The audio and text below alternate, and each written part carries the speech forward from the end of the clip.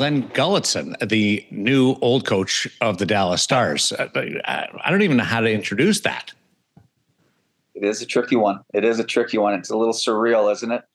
It's been a real wild last month for me, from the Stanley Cup final to the interviews to Dallas. It's been a real crazy month. What are your memories of your 2-year stint in 11, 12, 13? Geez, we had the old jerseys. And not too many people know about this. We were owned by the league when I first started, right? Dallas was owned by the league, and Joe Newdike was the GM. I can tell you, I shouldn't have sold my house in Frisco, Texas. I'll tell you that. It's nearly doubled since I sold it.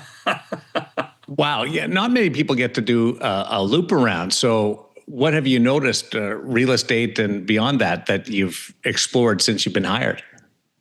Well, so the practice rink in Dallas, you guys probably know, you guys have been there, is up in Frisco, and then the main rink's downtown. And so they're about, 25, 30 minutes apart. The practice rink's north in Frisco. And so we used to live in Frisco. Now what's happened in Frisco is it's exploded because it used to be, a little bit rural and, beautiful homes and stuff. But the Dallas Cowboys put their training facility up there. And now Universal Studios is building another theme park up there. It's exploded. So it's like a different city now. So I'm just curious. You and I actually talked late in the season about you getting another chance to be a head coach. Did you ever think this day was going to come that you'd be a head coach again? I didn't think so. But, just with the success we've had with the Oilers last couple of years, and there was starting to, John, you and I talked a couple times, there were starting to be some nibbles of some teams, last year and a couple this year. I wasn't expecting Dallas. I never really, I thoroughly enjoyed my job, obviously working with, Connor McDavid and Leon Draisaitl.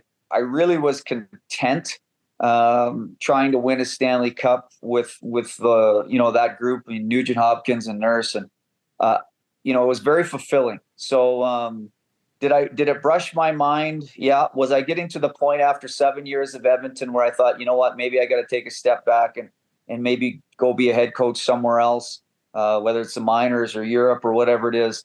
But I was starting to get some nibbles. So for me, I was just about hanging in there, but I didn't fixate on becoming a head coach again. What do you think got the attention of Jim Nill and made him go this route?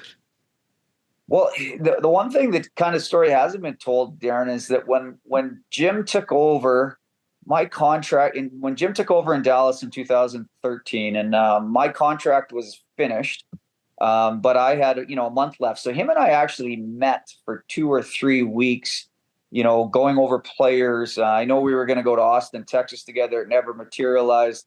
They were still playing at the time. Willie Desjardins was the coach.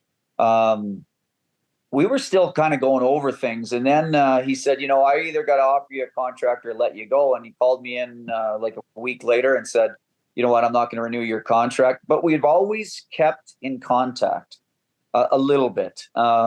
Just whenever we'd play Dallas, he'd come and say hi, or I'd see him. And obviously their assistant GM, Scott White, and Mark Janko there are guys that were there when I was there. So there was always that familiarity with each other. And, when Jim didn't let me, when Jim let me go, he said, I want to bring in a veteran coach. And now having worked with Kenny Holland for the last 5 years, and, him and Jim Nill were together for a long time in Detroit. That's the one thing that they valued was experienced coaches. And now I have it. So that's kind of how it got tied together, I believe. So how much different of a coach are you from being a young guy? And let's face it, when you got the Dallas job the first time, you were a bit of an unknown in this league. And no question. How are you different? Yeah, no question. When I got that job, I'd started in the East Coast League in Las Vegas, right? That's where I started coaching. And I was only 2 years removed from that post when I got the head coaching job in Dallas. And basically what I didn't have is what they valued, Jim and Ken and guys like GMs around the league, is experience. Certainly I had some qualities, had success in the American League, but what's changed for me most really, John, is, 1,200 games or so in the league, 100 kind of playoff games in the league. I've ran a top power play. I've ran a top penalty kill. I've been involved with, some of the world's best coaches, Tip, Hitch, John Tortorella, Mike Sullivan, the list goes on. And you add that all in and stack on 13 years, it's really a different guy that coached that team in 2011. You've gone deep the last few years, and then there's openings while you're still going. What was that like, knowing that you'd like to get back in, but you're also in the middle of a Stanley Cup playoff run? Yeah. You know what? I will tell you that the Oiler organization and Stan Bowman and Jeff Jackson were tremendous. There was a couple little, like I said, nibbles from teams, and they fully supported me and said, hey, if we're not going to ever hold you back, even if the playoffs are on, if you want to talk to these teams. Nothing materialized. So, I didn't have any distractions or anything, but they were fully on board to help out in any way, shape, or form they could. But yeah, it is for most coaches in the league, unlike the NFL.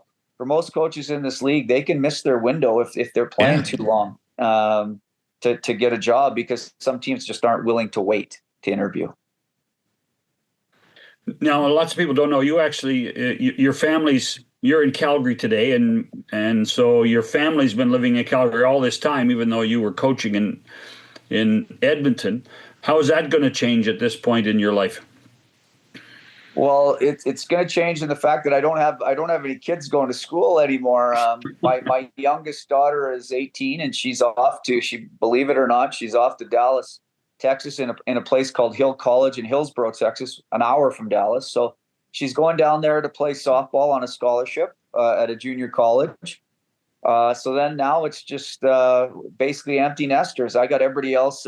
One's graduated from University of Victoria, one's in our last year at University of Victoria, and my son's going to University of Regina. So got the prairies covered, and now we're heading back to Dallas.